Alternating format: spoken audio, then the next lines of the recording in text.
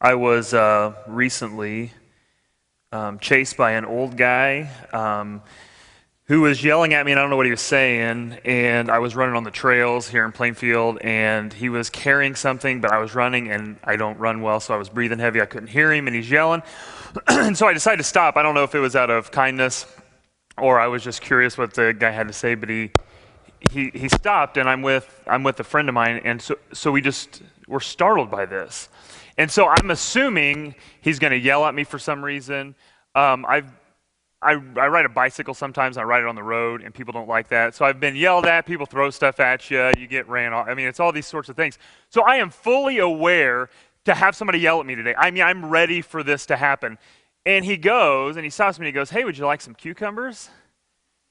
And I thought, yeah, I would. Yes, I would like some cucumbers from your garden. And if you know anybody who has a garden, they love giving away garden products, right? That's like their life to do so. And I love sieving them. So you see the tomatoes out there. People joke that they were to throw at me, and I see that as being a possibility. But like I was so surprised. I did not expect that to be the case.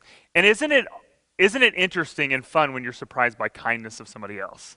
When somebody meets you and you think you're going to get one thing, and all of a sudden you're just greeted with kindness. And it's walking into the house, and you kind of smell your favorite food being cooked. And yeah, that was a nice thing. Like you did not expect that. And it's all these different things that we just get surprised by it. It's interesting when we say that you would be surprised by kindness, and it even shows this idea that it's rare, that it's not what you expect when you get surprised by somebody doing something that really shouldn't be the next thing. It's when you see somebody taking back a grocery cart for somebody else, and you think, "Oh, that's a really nice thing to do." Well, they were going on their way. I mean, we just get surprised in our culture. Being surprised by kindness is the reaction we get when we're met with it. There's a couple of tensions that I just kind of want to talk about this morning as we kind of get into it. So I work with middle school students over at Plainfield, and I'm a simple person. And I talk with people who maybe some of you work with middle schoolers or have them in your household. So the cookies aren't going to be high up on the shelf today, right? So we're gonna talk about things that are pretty easy to figure out. But I notice the more simple the things I talk about, like the harder they are for me to get so often. And I know you're not supposed to, self-medicate from the pulpit or music scene or whatever it is, but I can't. The only way I come to talk about something like this is it's something I just can't seem to get right. And when it comes to thinking about other people, which is such a tenet of the faith, I think about myself more than anybody else on planet Earth. If I woke up this morning, I wasn't thinking, I wonder what my kids want. That's what my wife was thinking for breakfast. I was thinking, I wonder what I want for breakfast. Like, that's my nature. I just can't. I say I can't help it, but I surely can. It just ends up being the thing that I talk about a lot. So I wanted to talk about the story of Jesus and the lawyer. We call it the story of the Good Samaritan so often. It's a story of a guy wanting to figure out what it means to love God, and Jesus surprising him with this idea of the ones who should have got it, didn't. The ones you would not expect to understand or to serve God in the way they did, he's the one who got it right. And so we get this like surprise story, this twist, and every good story's got this plot twist, and Jesus tells the best of the stories. And this is what happens today. I think the story of the Good Samaritan is an interesting one. It's populated all throughout our culture, isn't it? I mean, we've seen it in, people will mention it. There's organizations named after it. It's in the final episode of Seinfeld, right? Like this idea of the Good Samaritan. We love this story of somebody getting helped. They didn't expect this person to do it. And the reason I want to kind of talk about these tensions is I think there's two things that are fighting for our heart that we consistently have to struggle with when it comes to kindness and it comes to generosity. And the first one is our willingness to share. Now, even as I say that, I am marked all the time by generous people.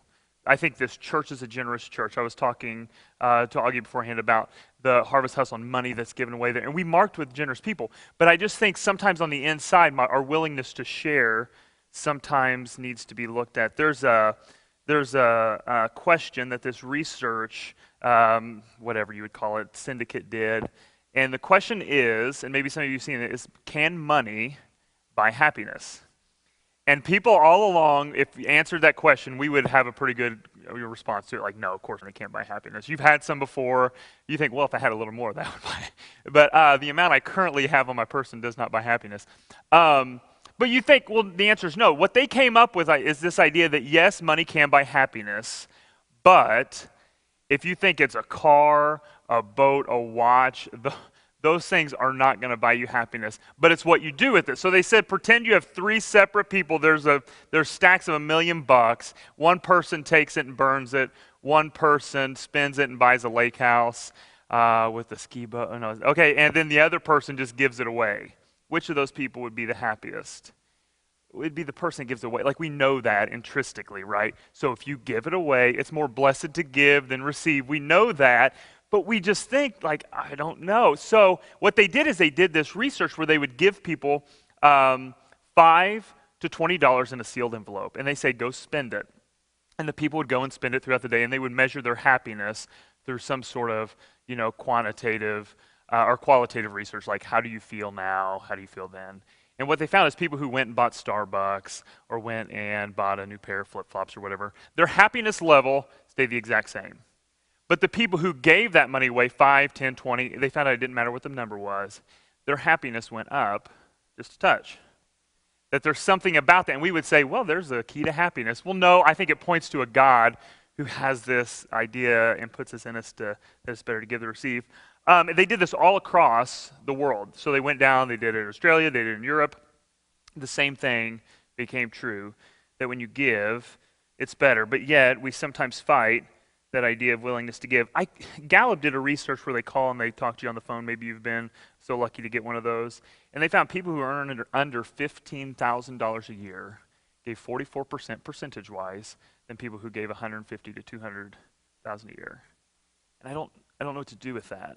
But as we kind of look at the story today, I just want us to kind of think of these things that we're fighting against. The next one is this, is our desire for more.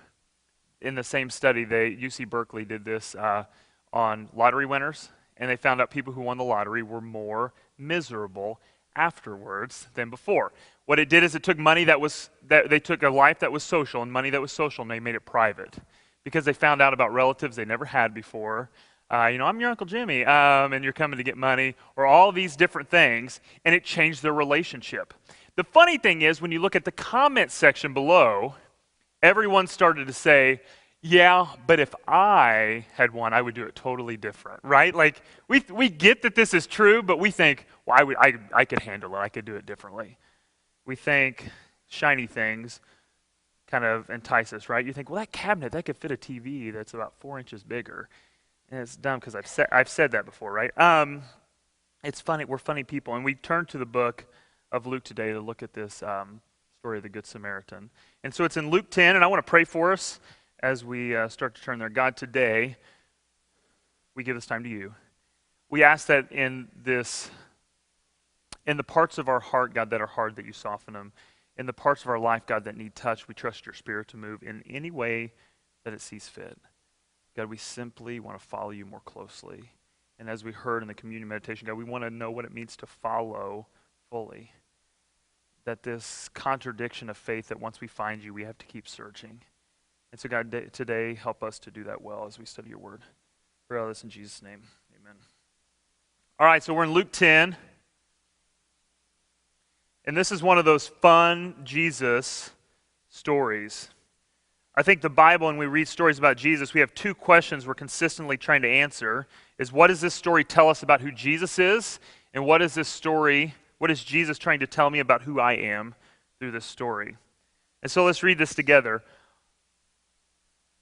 On one occasion, an expert in the law stood up to test Jesus. Probably not smart. Teacher, he asked, what must I do to inherit eternal life? What is written in the law? How do you read it? He answered, love the Lord your God with all your heart, with all your soul, with all your strength, with all your mind. And love your neighbor as yourself. You have answered correctly, Jesus replied. Do this and you will live. But he wanted to justify himself, so he asked Jesus, who is my neighbor? In reply, Jesus said, a man was going down from Jerusalem to Jericho when he was attacked by robbers. They stripped him of his clothes, beat him, went away, leaving him half for dead. A priest happened to be going down the same road When he saw the man, he passed on the other side. So too a Levite, when he came to the place he saw him, passed on the other side. But a Samaritan, as he traveled, came where the man was, and when he saw him, he took pity on him. He went to him and bandaged his wounds, pouring oil and wine. Then he put the man on his own donkey, brought him to an inn, and took care of him. The next day he took out 2 denarii and gave them to the innkeeper. Look after him, he said, and when I return I will reimburse you for any extra expenses you may have. Which of these 3 do you think was a neighbor to the man who fell into the hands of the robber? The expert in the law replied, the one who had mercy on him. Jesus told him, go and do likewise. So this is a good story. This is one of those we like to hear. And so this lawyer goes up to Jesus, and the first question he asks him, I think, is telling. He says, what must I do to inherit eternal life? The first question is this idea that if God exists, then life has a purpose. He knew I must do something. That this is not an intellectual pursuit. This is an expert in law, one who knows the law better than most. He knew that there's something I must do if God's here. We are never here by accident. If God has us here, it's for a purpose. It's to do something. It's to serve him in a certain way. And then he goes on, and he starts to ask him this question, and he says, Jesus gives him a response, like Jesus always does. What do you think it is? And the expert in the law gives him what we call the Shema. And they would have said this every day. A Jewish person says this 2 or 3 times a day. When they go from their place to Jerusalem on their annual trips to it, on the whole walk up to Jerusalem, which is about a 2-day walk, they say this. Hear, O Israel, the Lord our God, the Lord is one. Love the Lord your God with all your heart, soul, mind, and strength. To be fair, this is being in Sunday school, not knowing the answer, saying Jesus and getting it right. This is the simplest answer he could have possibly given. And so Jesus says, you're right, but then the lawyer, he attached onto the second part, and he asked the question, who is my neighbor? And I don't think he was asking this because he was trying to broaden the expanse of what it was. He wasn't trying to say, now can they be my neighbor? Can I add them into the fold? Can my neighbor be somebody who lives in a town across the street? He's doing this to limit it. He's trying to make fewer people be his neighbor here. I don't know if he knew it would cost something, that this is a price that he had to pay, but he didn't want to do it. And as Christians, sometimes we're that way even with stuff. I don't know if you've ever heard the reputation of Christians being cheapskates or not when it comes to things. If there's like a conference in town, ask any restaurant downtown, oh, it's a Christian conference, this is going to be awful, right? There's a story of a family who's trying out a church for the first time. They go in, they sit down, they do the music, they do communion, the guy comes up and preaches, and then they leave. And they do what some families do, which I hope you don't do today on the way home, is they critique the service on the way home, right? That was a family tradition of ours. We were really proud of it. And so they start to critique it, and the mom's like, man, can you believe that music service? We stood up forever. My legs were tired. And the dad was like, man, that guy would never shut up. But you guys were like, yeah, I know what you're talking about. And they keep going on and talking about all this. And the kid in the back goes, Dad, I don't think it was a bad show for 50 cents. Right? Like sometimes sometimes our cheapness gets in the way. Woody Allen famously said, I am so proud of my gold pocket watch. My grandfather, on his deathbed, sold it to me. Right? Like we get this, sometimes our nature of wanting to hold on to things just gets in our way. And here he's asking, who is my neighbor? So he can simply start to eliminate people from the list. The road from Jerusalem to Jericho is about 17 miles. Jericho is on a hill. You go down, Jerusalem is on a hill. You go down to Jericho, and this is a road that is known to have people be robbed. There's caves on the side. There's cliffs as you go down. I've never been there. Some of you might have. I've seen pictures. It's just a rugged area, and you can be left for dead with people not stopping by for a long time. And so we get these 2 people stopping by. A priest happened to be stopping by. You see the language on this. It is serendipitous that he might be stopping by. We should read this and be, finally, the hero showing up.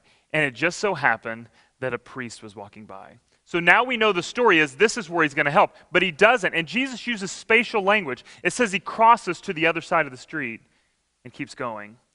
But then 2, just by happenstance, here comes a Levite. These 2 people who should know better. And he walks over to to the other side. And then in walks the evil one, the one who we should not expect to do it. And it is the Samaritan. We hear this language a lot, and I heard it as a kid about how the Jewish people viewed the Samaritans, but we can't overstate it. I mean, it was a hatred towards them. They did not see them as people of God, these people who were the rightful people of God. They hated them. To give them credit for something would be something you would not do.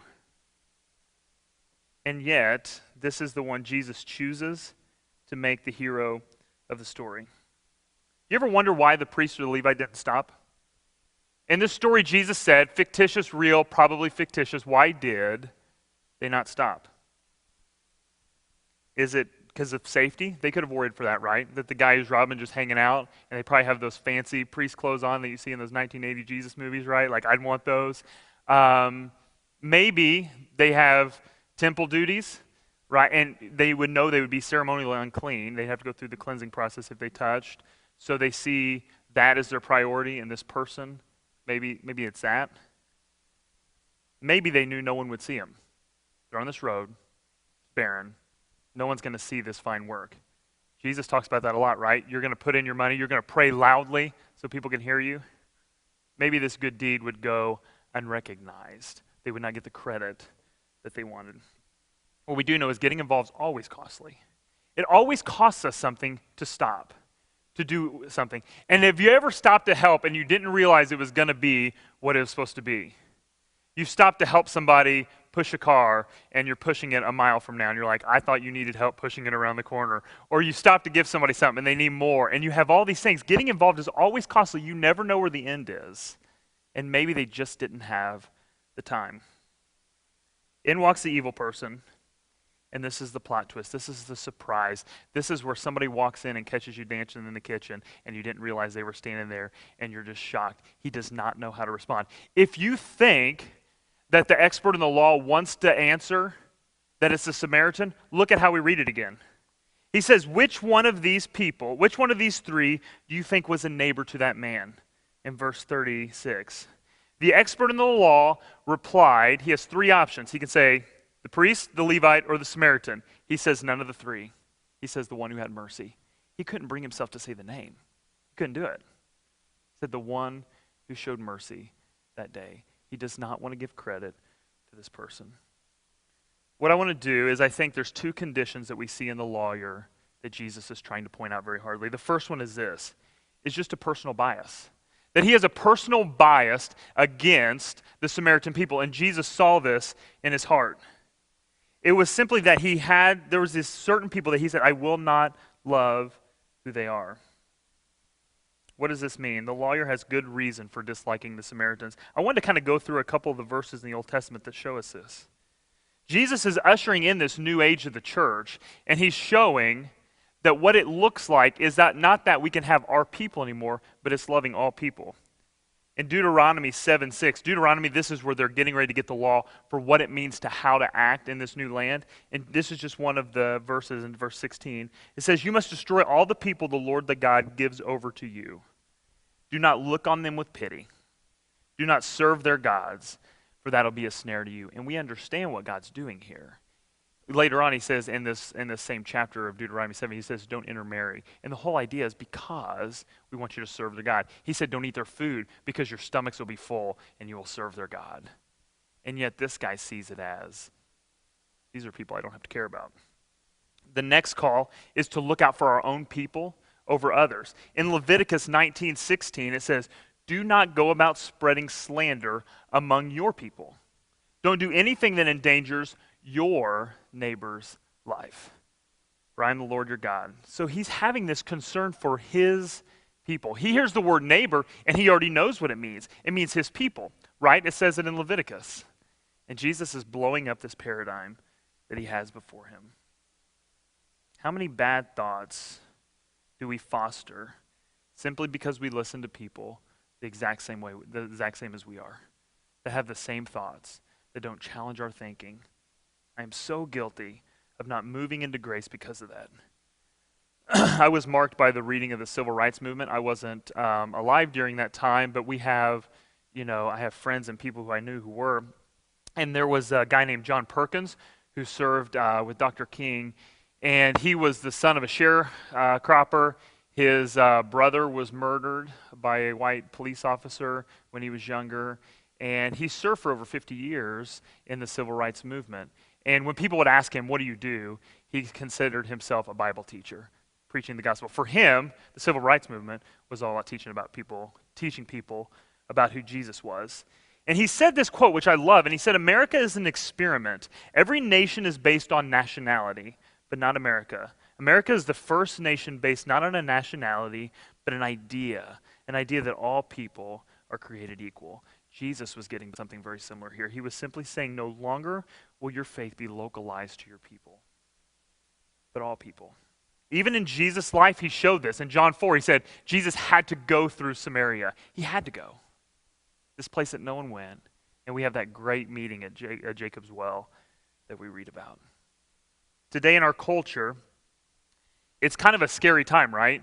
And if you're on Facebook, which, whatever on that, you can't get on there without somebody like having a great opinion about how, it's easy to get scared, right? Scared's the easiest option when it comes to seeing things. If you would say 15 years ago, hey, what would it look like in 2015? Most of us wouldn't say this, right?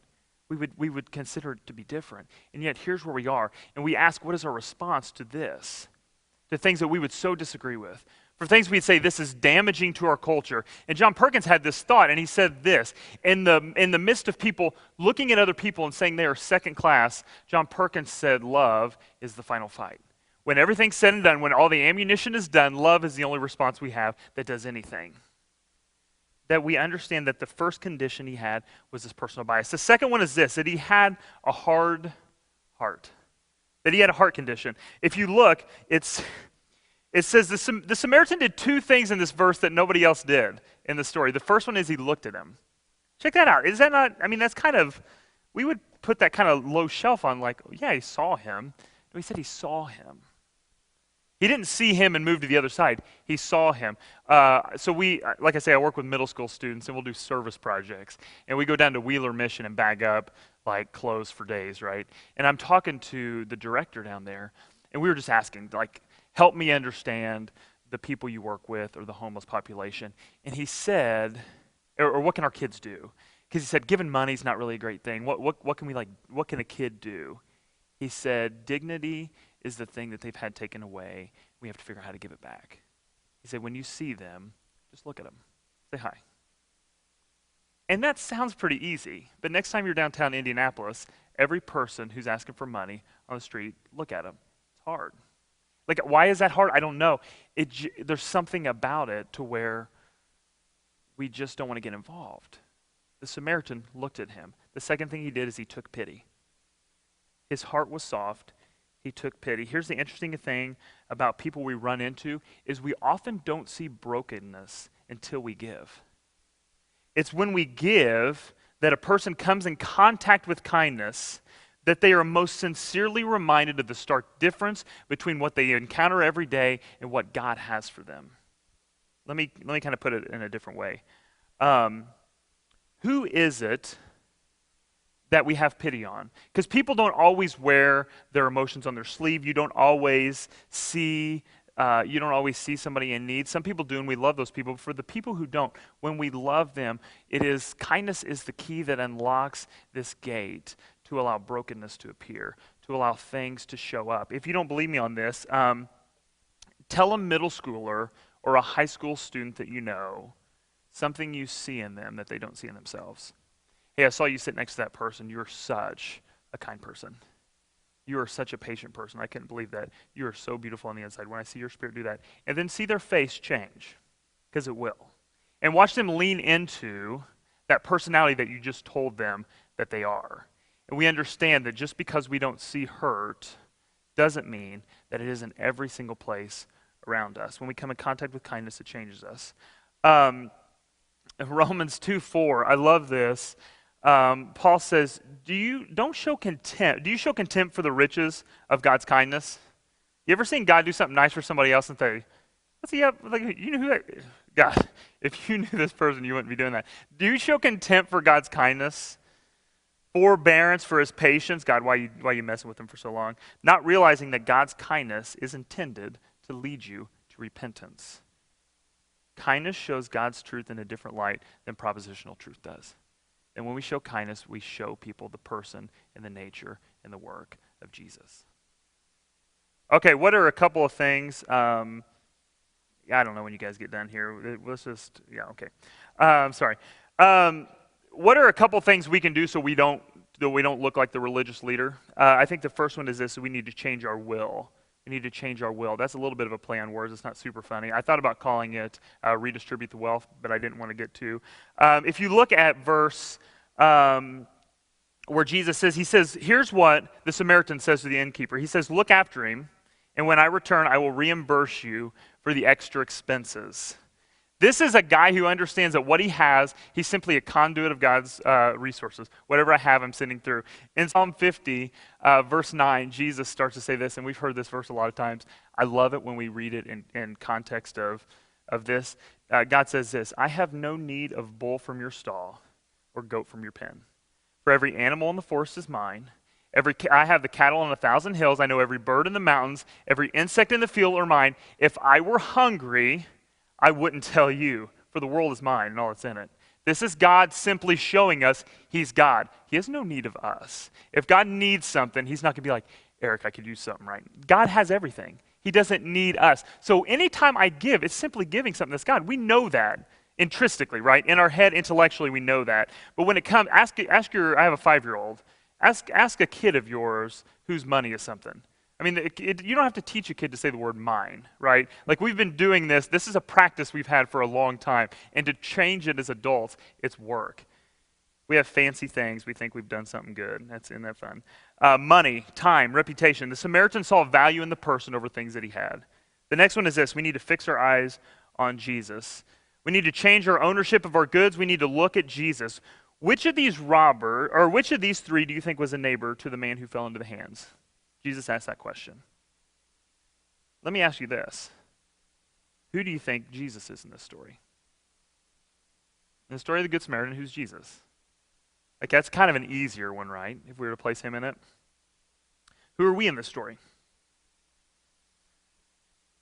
Are we the Samaritan, the one who stops when we see need? There's a lot of times we are, right? The church is so much better than almost anything else you can think of in caring for people others don't. We have the stuff the church has done is amazing.